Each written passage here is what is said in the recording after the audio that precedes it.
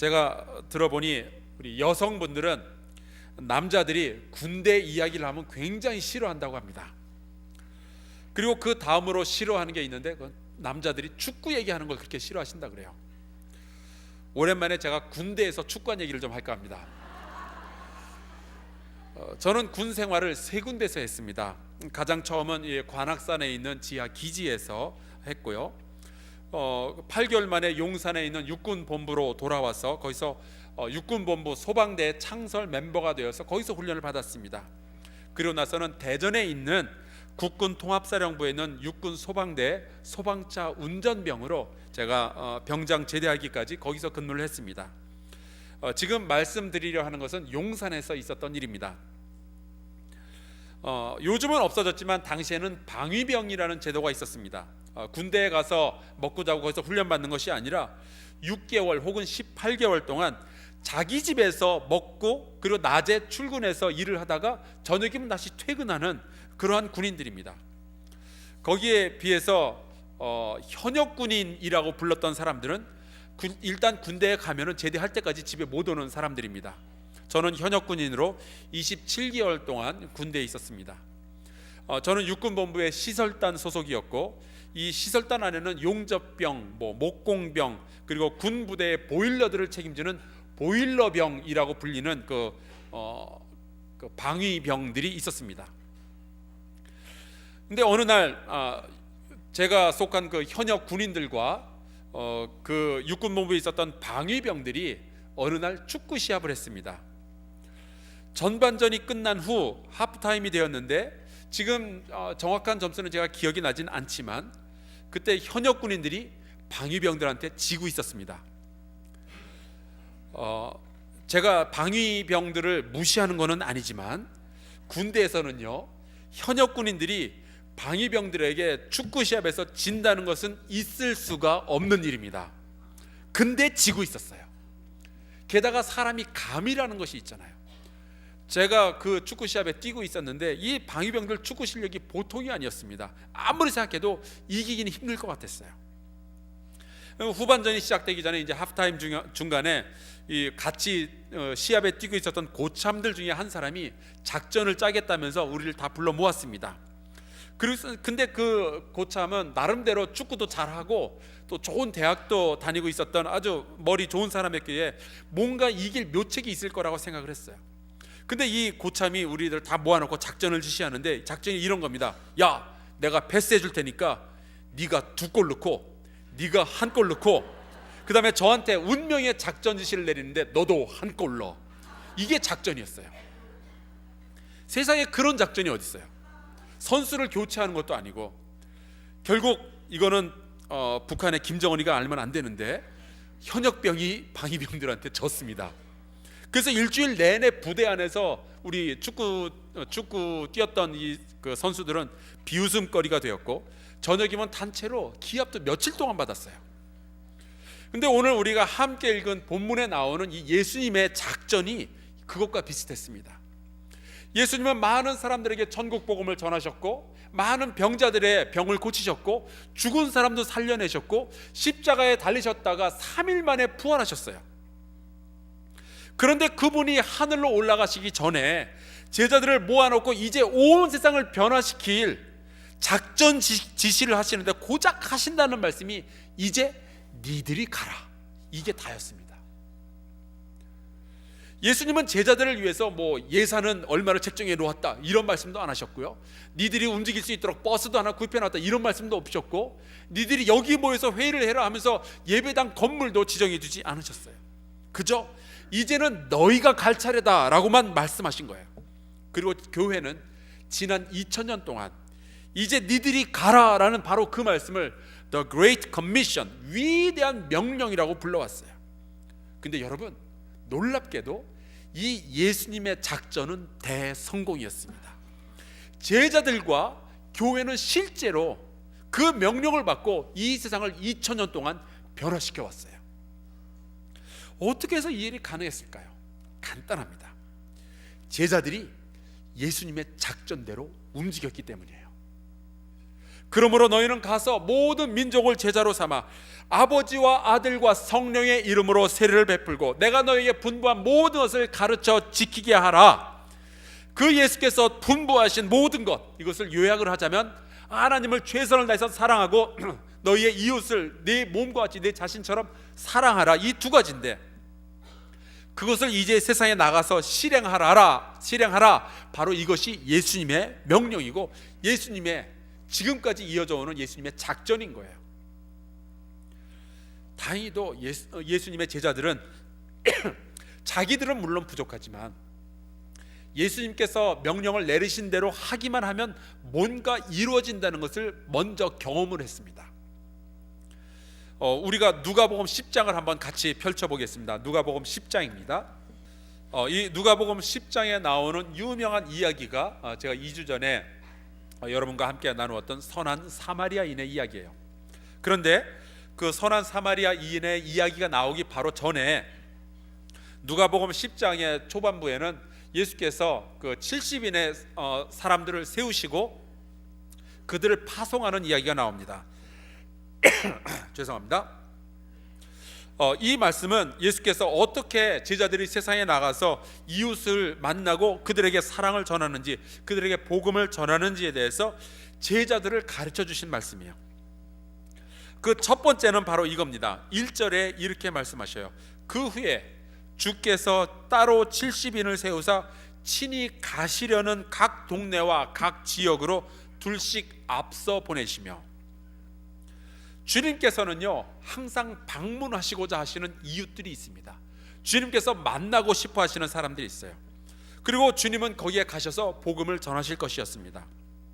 그런데 주님께서는 친히 가셔서 그 사람들을 만나기 전에 제자들을 먼저 보내신 거예요. 자, 그런데 이 보내심을 받았을 때 이 제자들은 완벽하게 준비가 끝난 상태였을까요? 그렇지 않습니다. 그들은 완벽한 준비가 갖춰지지도 않았고 사도로서 복음을 전할 수 있는 준비가 갖춰진 것도 아니었어요. 실제로 보면은 이 제자들은요 예수께서 체포되었을 때 이 겁쟁이들이라 다 도망가 버리고 말았습니다. 그 정도로 준비가 안 된 사람들이었어요. 그러나 이 제자들은 예수께서 가라고 하시니까 일단 그 말씀에 순종하고 갔습니다. 이것이 오늘날 예수 그리스도를 따르며 그 예수 그리스도의 계명을 받아서 이웃을 사랑하기 원하는 우리 모든 성도들에게 주어진 예수 그리스도의 말씀입니다.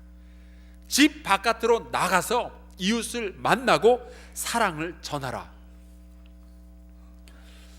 우리는 그 사람을 써서 굉장히 많은 일을 하는 그러한 세상에 살고 있습니다. 지난번에 보니까 저희 처제한테 제가 떡볶이인 줄 알았는데 제 아내한테 확인한 결과 족발이더군요. 서울 어딘가에 굉장히 족발을 맛있게 하는 집이 있대요. 그 족발을 사와라 그랬는데 이 족발을 사오려면은 그 정해진 양이 있고 이걸 사려면은 너무나 긴 줄을 서야 된다는 거예요.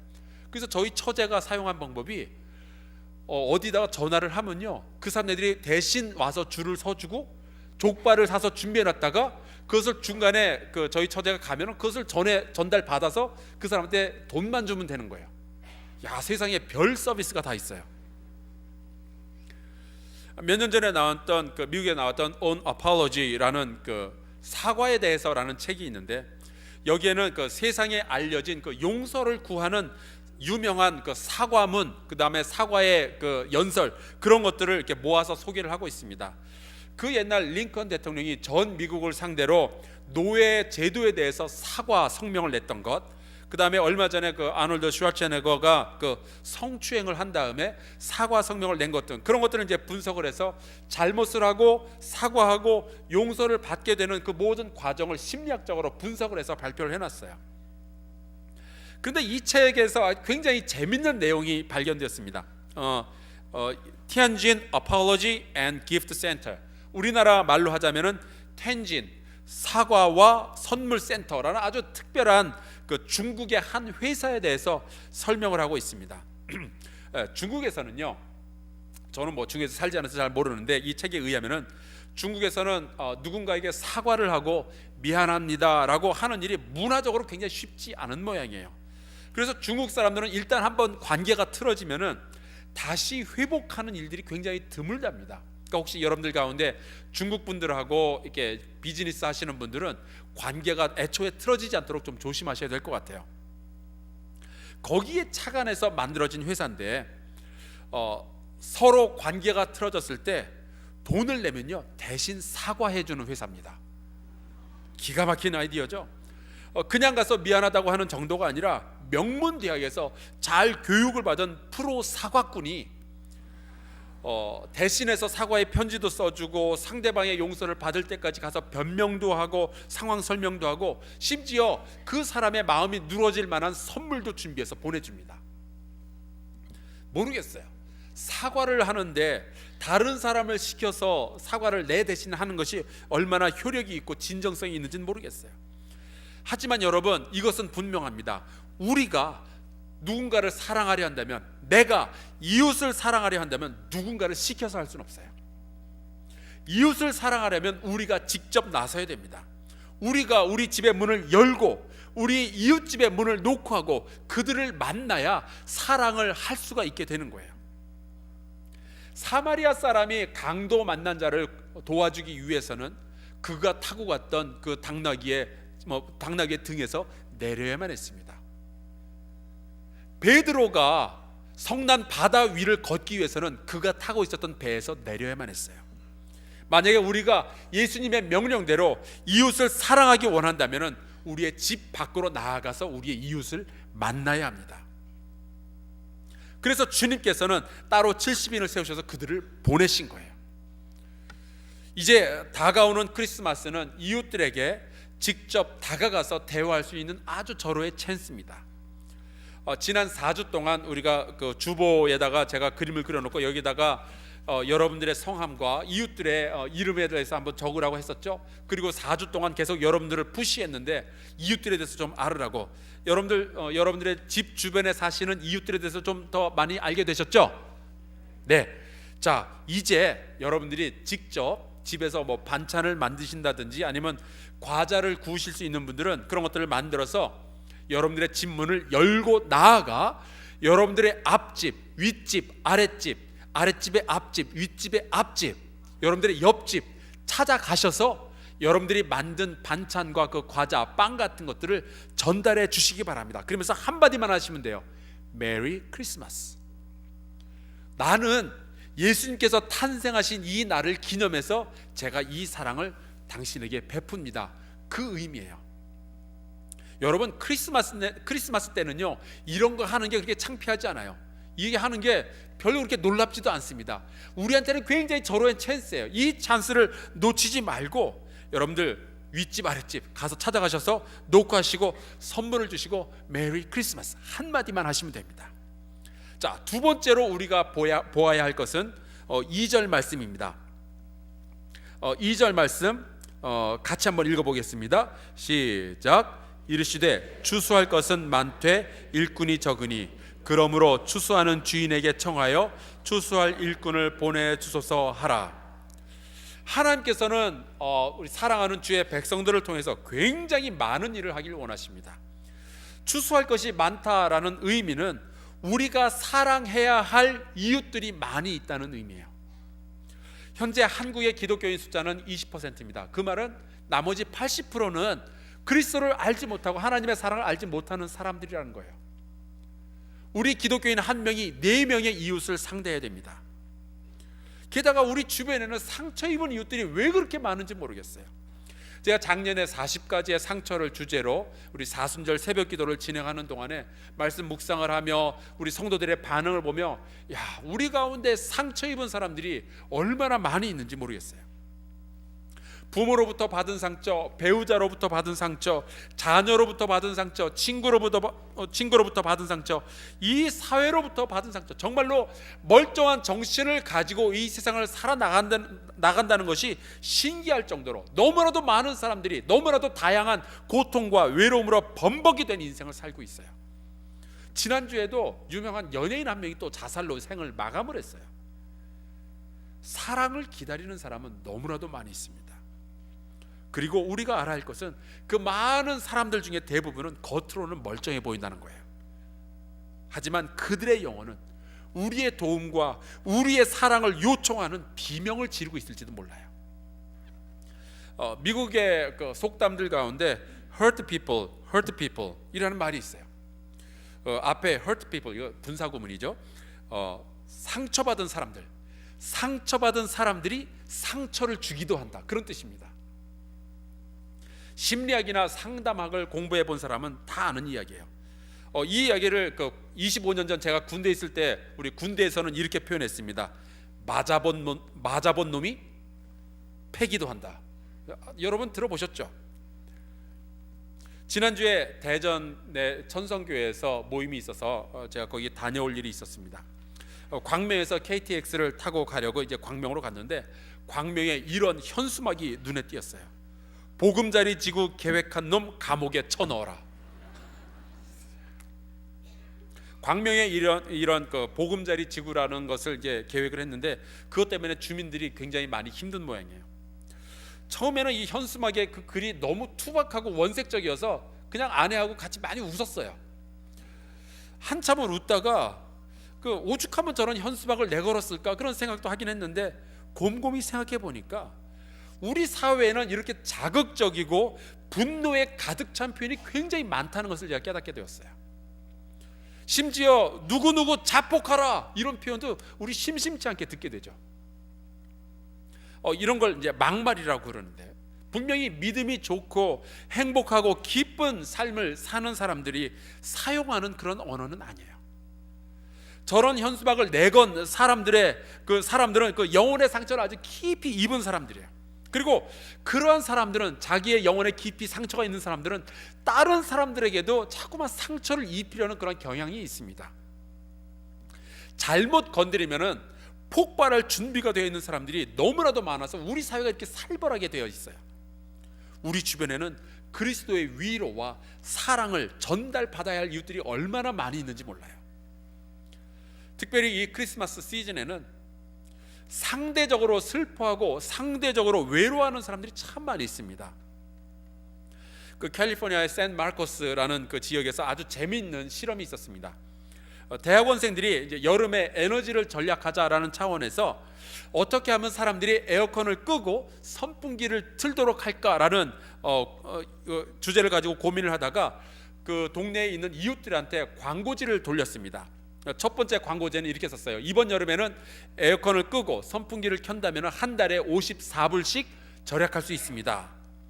두 번째 광고지에는 간단하게 에너지를 절약합시다. 세 번째 광고지에는 좋은 국민이 됩시다. 그렇게 썼어요. 자, 이 중에서 어떤 광고가 가장 효과가 좋았을까요? 매월 54달러를 절약한다는 메시지.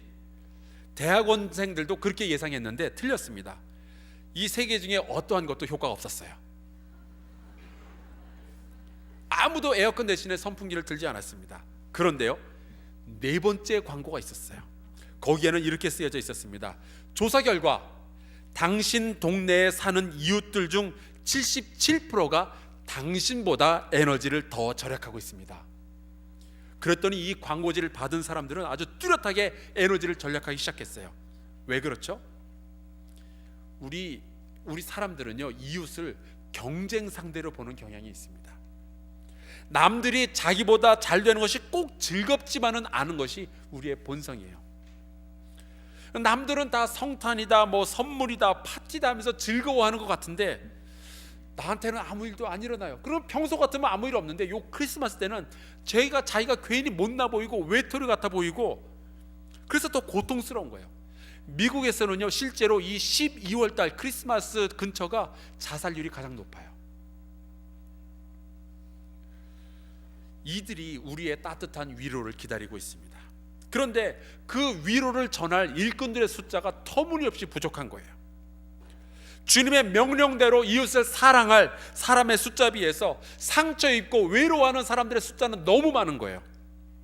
그래서 주님은 우리 보고 기도하라라고 가르치셨습니다.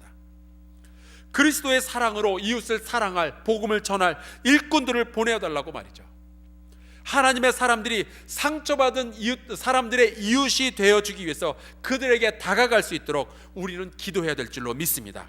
그리고 우리가 기도하는 가운데 만약 하나님께서 보내실 그 일꾼이 나라면은 우리는 그 말씀에 순종할 수 있기를 주의 이름으로 축원합니다.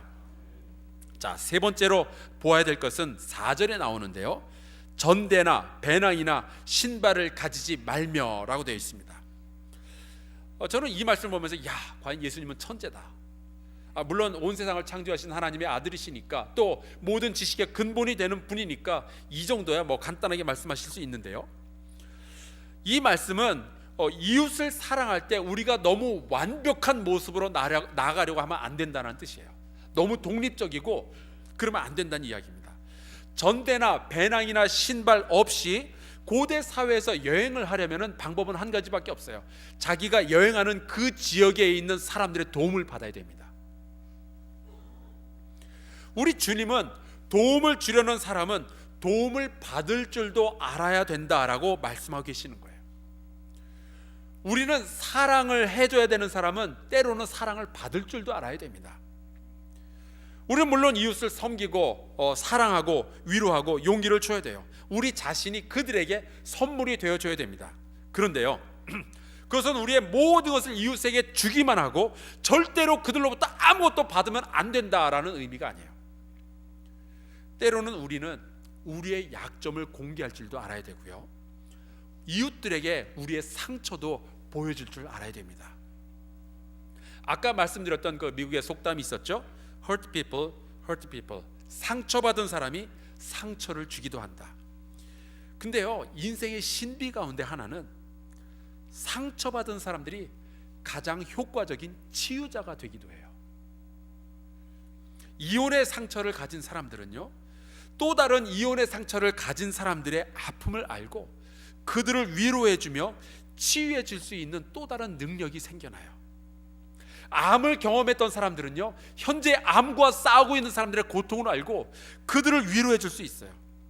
나도 같은 고통을 경험했습니다. 이 한마디가 얼마나 큰 위로가 되는지는 지금 고통을 겪고 있는 사람들만이 알아요.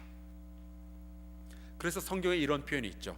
그가 징계를 받음으로 우리가 평화를 누리고 그가 채찍에 맞음으로 우리가 나음을 받았도다. 예수 그리스도께서 고통을 받았기 때문에, 그가 상처를 입었기 때문에 그분이 우리를 위해서 완전한 치유자가 되실 수 있었던 거예요. 우리가 이웃에게 사랑을 베풀 때는요, 여러분 지나치게 완벽할 필요가 없어요. 우리가 완벽해 보이려고 애쓸 필요도 없습니다. 여러분, 당신은 가만히 있고 내가 주는 것을 받기나 해. 이런 태도가 가장 꼴불견해요. 여러분들 한번 경험해 볼까요? 우리 좌우로 한번 얼굴을 쳐다보시기 바랍니다. 짝을 지어 보시기 바랍니다. 2명씩. 그 다음에 여러분들이 저를 보시면서 오른쪽에 있는 분이 왼쪽에 있는 사람들의 눈을 똑바로 쳐다보면서 당신은 가만히 있고 내가 주는 것을 받기나 해. 요 한마디 한번 해보시기 바랍니다. 당신은 가만히 있고 내가 주는 것을 받기나 해.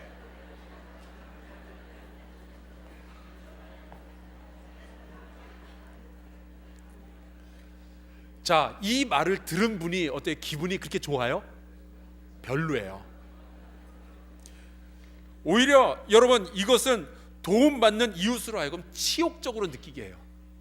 나의 가치를 완전히 무시해버리는 그러한 것을 느끼게 됩니다. 여러분, 오히려 내가 도움이 필요할 때는 이웃에게 도움을 청하는 것은 건강한 관계를 형성하는데 굉장히 좋습니다. 그래서 이제 제 아내는 제가 보기에 완벽한 사람이고 모든 것을 다 할 수 있음에도 불구하고 자꾸 집에 있으면 저한테 이것도 시키고 저것도 시키고 그래요. 귀찮아서가 아니라 건강한 관계를 형성하기 위해서 그러는 거라고 제가 생각하고 있어요.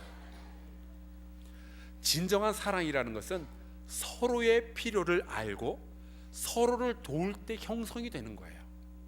일방적인 사랑처럼 가슴 아픈 사랑도 없어요.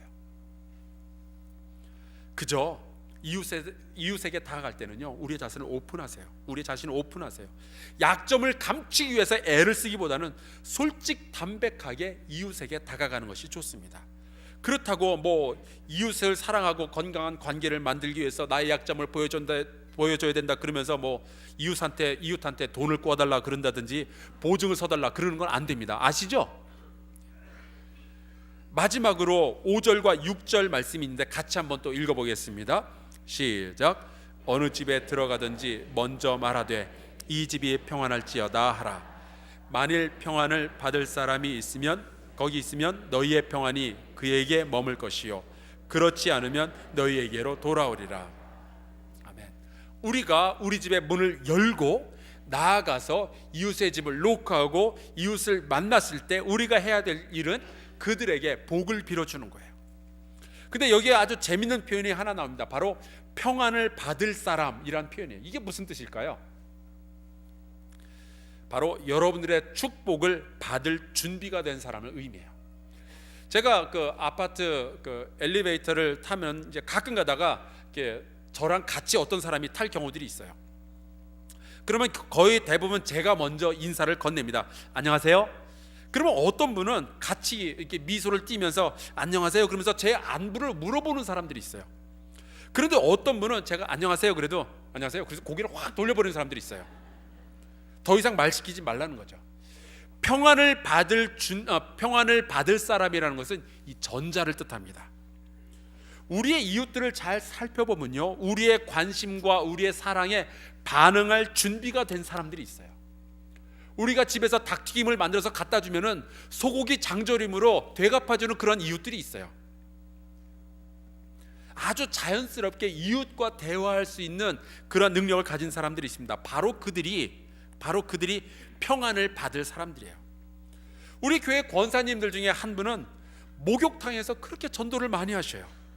그냥 뜨거운 탕 안에 푹 앉아서 영 옆에 그 아주머니들 보고서는 그냥 아무나 걸리면은 이런저런 이야기를 나누시다가 복음을 전하고 거기서 전도를 하시는 거예요. 아주 뜨거운 전도를 하셔요. 근데 놀랍게도 이렇게 뜨거운 전도를 받아들이는 분들이 계셔요.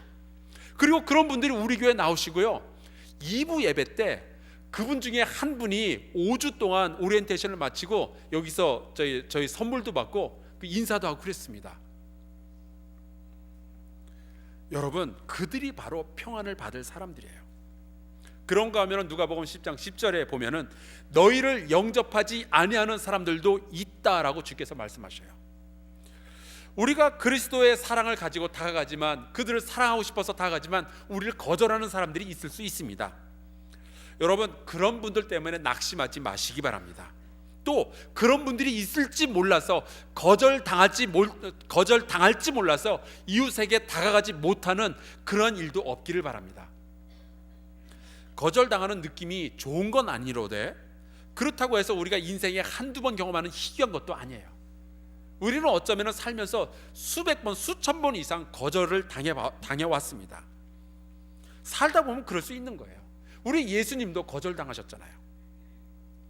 어쩌면 우리의 이웃이 아직까지는 우리의 사랑을 받아들일 준비가 안 되어 있을 수도 있습니다. 또 말씀해 보면은 거절당했을 때 발에 묻은 먼지를 떨어버린다라는 표현도 있는데, 그것은 우리가 오해하면 안 돼요. 그것은 이 우리의 사랑을 거절한 그 사람을 저주하라는 의미가 아니고, 그 사람에게 거절당했을 때 가지게 되는 그 섭섭한 마음, 그런 것들 다 떨어버리라는 얘기예요. 그리고 또 다른 이웃을 찾아서 나가고 언젠가 다시 이 사람에게 돌아올 준비를 하라는 이야기입니다. 서운한 감정이 생겨가지고 밤에 잠도 못 자고, 아니 윗집 아줌마 어떻게 나한테 그럴 수가 있어? 그런 생각하지 말고 다 떨어버리라는 얘기예요. 이웃 사랑하는 일을 그만두지 말고 계속해야 됩니다. 왜냐하면은 우리가 이웃을 사랑하려 하는 것은 이웃으로부터 칭찬을 받으려 하는 것도 아니고, 이웃한테 반찬 좀 얻어먹으려고 하는 것도 아니고, 이웃의 사랑을 받기 위한 것도 아니고, 바로 예수 그리스도께서 우리에게 명령하신 것이기 때문에 그래요. 내 이웃을 내 자신처럼 사랑하라. 내가 너에게 분부한 모든 것을 가르쳐 지키게 하라. 이게 예수님의 명령이에요. 그래서 이번 설교 시리즈 동안에는 특별히 말로만 하는 것이 아니라 실천을 제가 계속해서 강조했습니다. 처음에는 우리의 이웃이 누구인가 우리가 알아보기를 원했고요. 그 다음에는 우리가 특별한 헌금을 해서 필리핀을 도왔습니다. 그리고 지난주에는 크리스마스 엔젤 프로젝트를 처음으로 실시했는데, 우리 준비했던 사역자들, 우리 목사들이 깜짝 놀랄 정도로 성도님들의 반응이 아주 폭발적이었어요. 총 61개의 카드가 그 크리스마스 트리에 걸렸는데 금방 다 나가고, 카드를 미처 가져가지 못한 분들의 항의가 막 빗발쳤습니다. 우리 성도들께서 이렇게 열정적으로 이웃을 섬기고 사랑을 베풀려고 하시는 줄 미처 몰랐어요. 그래서 내년에는 카드를 더 많이 걸도록 하겠습니다. 이제 다음 주에는 우리 한사랑교회 성도들이 정성스럽게 준비한 선물과 카드를 시골교회 가난한 할머니 할아버지들, 그 다음에 어린이들, 고아원과 기타 어려운 환경 속에 사는 이웃들에게 보내질 텐데요, 그들이 얼마나 기뻐할까 생각을 하니까 전 벌써부터 괜히 가슴이 찡해요. 이번 주에는 필리핀 돕기와 크리스마스 엔젤 프로젝트에 이어서 세 번째 이벤트가 있습니다. 하나는 이웃 사랑의 기회고, 또 하나는 이웃을 위한 선물을 주는 것이었습니다. 자, 이 부분을 여러분들 실천에 옮기시기 바랍니다. 이번 주 돌아오는 주 목요일 저녁 7시 20분에는 우리의 친숙한 이웃, 희망방송, 그리고 장애인들이 모여서 교회 3층 중고등부실에서 예배를 드립니다. 여러분이, 이 말씀을 저와 함께 나눈 여러분이 그들의 이웃이 되어주시기를 바랍니다. 장로님들, 권사님들, 제 말 그냥 흘려듣지 마시고 꼭 실천하시기 바랍니다. 그들의 예배에 참석하셔서, 아주 간단해요. 그들의 예배에 참석하셔서 그 장애인들과 같이 찬양하고요, 설교할 때 그 말씀으로 은혜 받고요, 나중에 간식도 드시면서 인사도 나누시고, 그리고 댁에 가시면 돼요. 여러분, 이렇게 간단한 일도 순종하지 못하면 안 되죠. 주님께서는 여러분한테 명령하셨어요. 가라, 만나라, 사랑하라. 우리가 그 일을 이번 주 목요일에 할 수 있기를 바랍니다. 그리고 지난주에 저희가 낯선 이웃을 사랑하는 법에 대해서 말씀을 나누었는데요, 여러분, 우리 교회 안에 아주 낯선 외국인이 한 분 저희 교회에 다니고 있는 것을 여러분들 알고 계십니까? 이름이 사이러스 뚝배예요. 우리가 뚝배기라고 이름을 붙였는데 언어도 다르고 문화도 다르고 피부색도 완전히 다른 분입니다. 아프리카의 가난한 나라 라이베리아에서 온 목사님이에요. 현재 서울 감리교 신학대학원에서 유학을 하고 있고, 저희 교회에서 그 교통비 그리고 학비를 지원하고 있습니다. 근데 들어보니까 이번 겨울 방학 동안에 그 감리교 신학대학의 기숙사에서 거기서 먹고 자니까요, 거기서 살아야 되는데, 불행히도 학교 기숙사는 방학 때는 학생들이 다 집에 가고 없으니까 그 학교 기숙사에 있는 식당도 영업을 안 하는 거예요. 그래서 학생들이 없는 방학 2달 동안에는 이 유학생들은 거기 그냥 자기네들끼리 모여가지고 라면도 끓여 먹고 그런 식으로 2달을 버텨야 된대요. 그런데요, 이 뚝배 목사님은 총각이 아닙니다. 이분은 사랑하는 부인과 4명의 자녀가 있어요. 근데 여기 함께 있는 것이 아니라 지금 아프리카에 있습니다. 그리고 그 자녀들 중에 막내는 이제 겨우 태어난 지 2년이 채 안 됐어요. 이 목사님이 그 아기를 얼마나 보고 싶을까요? 그 부인을 얼마나 보고 싶을까요? 근데 내년 12월까지 공부를 하면 졸업을 하고 집으로 돌아갈 수 있으니까 1년만 더 떨어져 있으면 볼 수 있다는 거예요. 보고 싶은 아내와 아이들이 있지만 돈이 없으니까 어떡해요? 크리스마스가 와도 사랑하는 가족 얼굴은 볼 수 없고 그냥 이곳에서 라면 끓여 먹으면서 2달을 그 기숙사에서 그냥 지내야 되는 거예요. 떨어져 있는 가족 때문에 너무너무 힘들어하는 목사님을 보면서 우리 국외선교부의 김태형 장로님과 의논을 한 끝에 겨울방학 동안의 외로움도 해결하고 가족들을 그리워하는 마음도 잊게 해줄 성탄 선물을 하나 해주기로 했습니다. 그 성탄 선물을 주는 장면을 비디오로 찍었는데 한번 보시죠. 이분이 가족을 만날 수 있도록 그 라이베리아에 다녀올 수 있는 왕복 비행기 티켓을 크리스마스 선물로 드립니다. 자, 박수. Thank you. Would you say something to our congregation? Oh, surely. Okay. Pastor Juan, the senior pastor, the associate pastors, and the rest of the pastors, members of the board of this unique and loving church, I am so much grateful to the Almighty God for the opportunity that He has given me. I never expected that. I even told my family, because I do not have the means, I would not come for vacation. But 2 weeks ago, surprisingly, for the pastor to give me this news, it was the greatest joy for me. I am happy. I don't know how to express my thanks and appreciation because words are inadequate. I want to say thank you very much. 감사합니다. 축복합니다.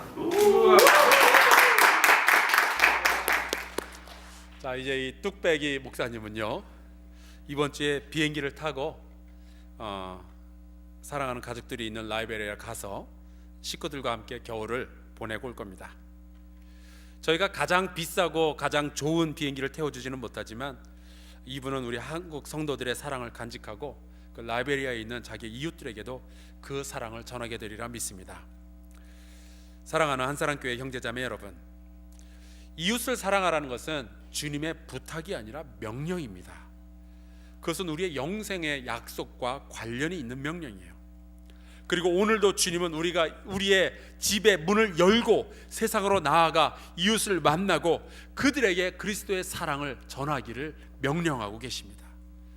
주께서 우리를 먼저 사랑하여 주셨고 우리의 이웃이 되어 주셨습니다. 사랑하는 성도 여러분이요, 여러분들의 집 주변에 있는 이웃들을 만나시기 바랍니다. 그리고 그들에게 그리스도의 사랑을 전하시기를 주의 이름으로 축원합니다.